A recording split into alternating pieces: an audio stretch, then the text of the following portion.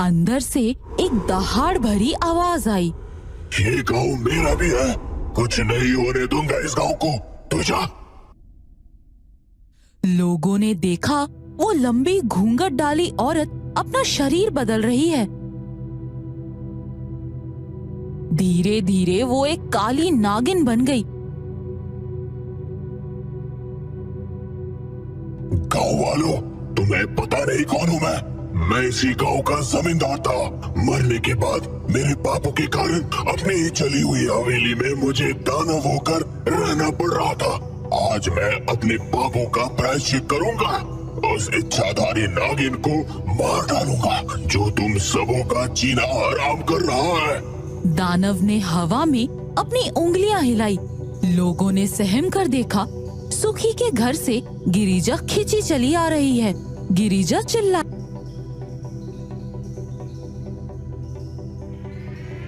तूने अच्छा नहीं किया दानव, मैं इच्छाधारी नागिन हूँ, तुझे यही डसकर मार सकती हूँ।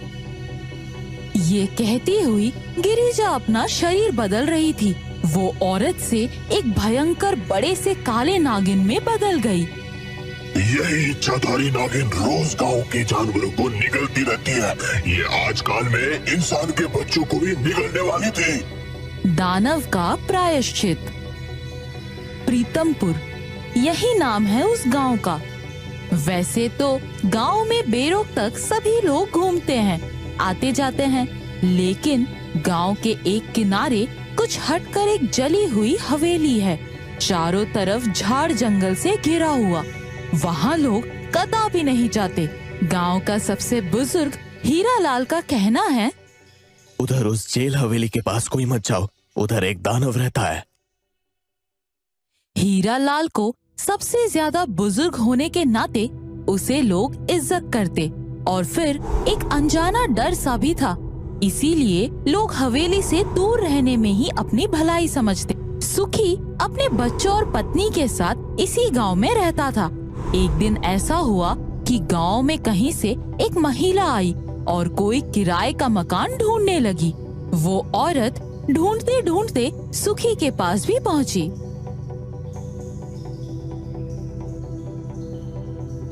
आपके घर में कमरा खाली है, मैंने सुना है।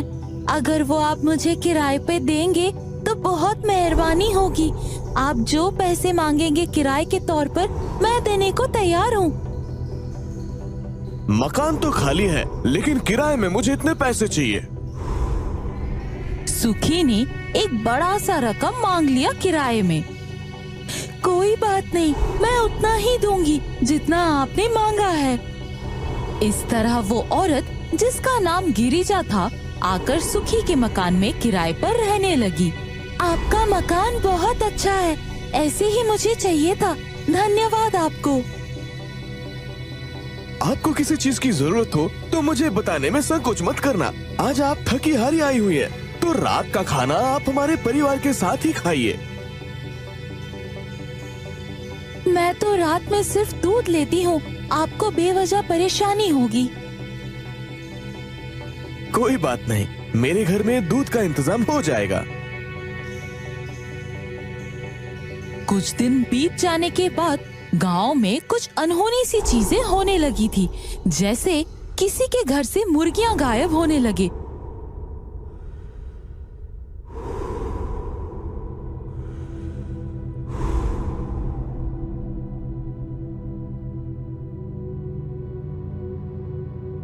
कुत्ते बिल्लियों के बच्चे गायब होने लगे। कुत्ते बिल्लियां खुद भी गायब हो जा रहे थे।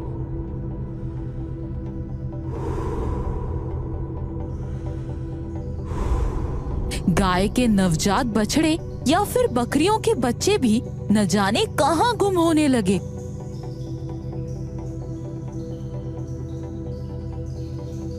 गांव के लोगों ने आपस में विचार किया, गांव में पालतू जानवर गुम होते जा रहे हैं, हमें कुछ सोचना होगा। हो न हो ये कोई भूत या घटना हो। हमें आज रात जागकर गांव में पहरा देना होगा कि ये कैसे हो रहा है। तो यही बात रहेगी कि हम आज गांव में रात पहरा डालेंगे और चोर पकड़ा जाएगा।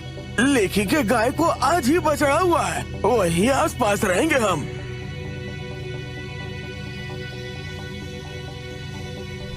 रात शुरू हुई। करीब 10 लोग गांव की रखवाली कर रहे थे।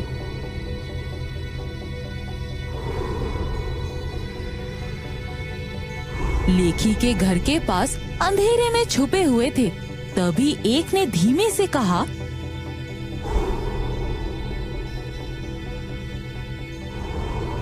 देखो कोई औरत इधर ही आ रही है। हाँ, लंबी घूंघट डाली हुई है, पता नहीं चल पा रहा है ये कौन है। अरे देखो क्या तिलस्मी जादू हो रहा है।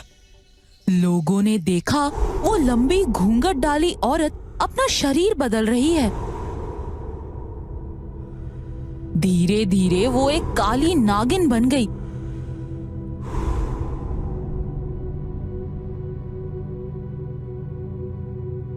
और गाय के नए जन्मे बछड़े को मुंह में दबाकर निगल गई।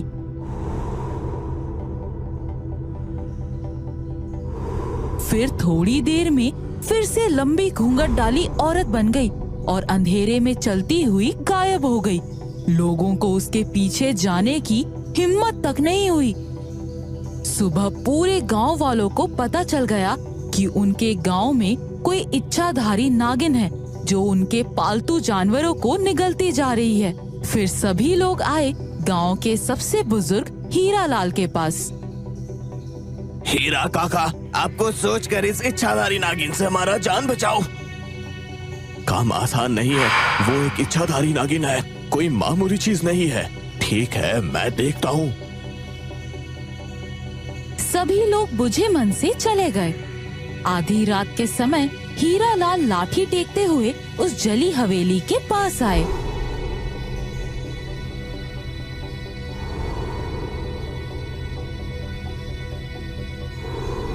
दानव महाराज, मैं जानता हूँ आप कौन हो सकते हैं। दया करके हमें इच्छाधारी नागिन से बचाइए।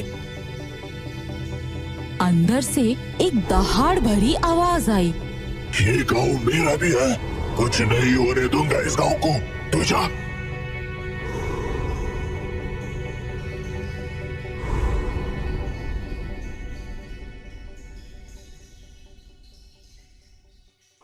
दोपहर का समय था। गांव वालों ने देखा फिर भी आसमान काला होता जा रहा है। देखा कि एक विकराल खूंखार दानव आसमान से जैसे लगकर खड़ा है।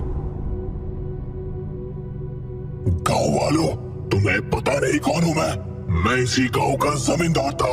मरने के बाद मेरे बापू के कारण अपनी ही चली हुई हवेली में मुझे दानव होकर रहना पड़ रहा था।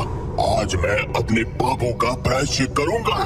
उस इच्छाधारी नागिन को मार डालूंगा जो तुम सबों का जीना हराम कर रहा है। दानव ने हवा में अपनी उंगलियां हिलाई। लोगों ने सहम कर देखा, सुखी के घर से गिरिजा खींची चली आ रही है। गिरिजा चिल्लाई,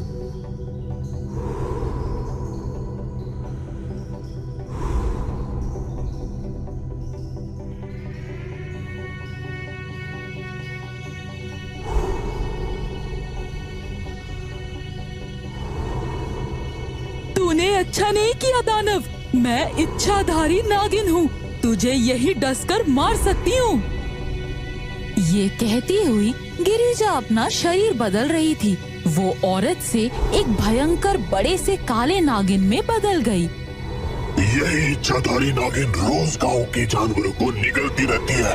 ये आजकल में इंसान के बच्चों को भी निगलने वाली थी। दानव, आज मैं तुझे ही निगलूंगी। ये कहकर इच्छाधारी नागिन ने अपना बड़ा सा मुंह खोलकर दानव पर झपट्टा मार दिया। दानव ने फुर्ती के साथ नागिन के गले को अपनी मुट्ठी में कस लिया और अपने कटार से उसके विकराल फन को काट कर अलग कर दिया। इच्छाधारी नागिन का अंत हो चुका था। तभी एक आकाशवाणी सुनाई दी। दानव, तुमने दुष्ट इच्छाधारी नागिन को मारकर अपना प्रायश्चित पूरा कर लिया है। आकाशलोक का दरवाजा अब तुम्हारे लिए खुल चुका है। तुम्हारा स्वागत है। लोगों ने देखा दानव हाथ जोड़े हुए आकाश में विलीन हो गया।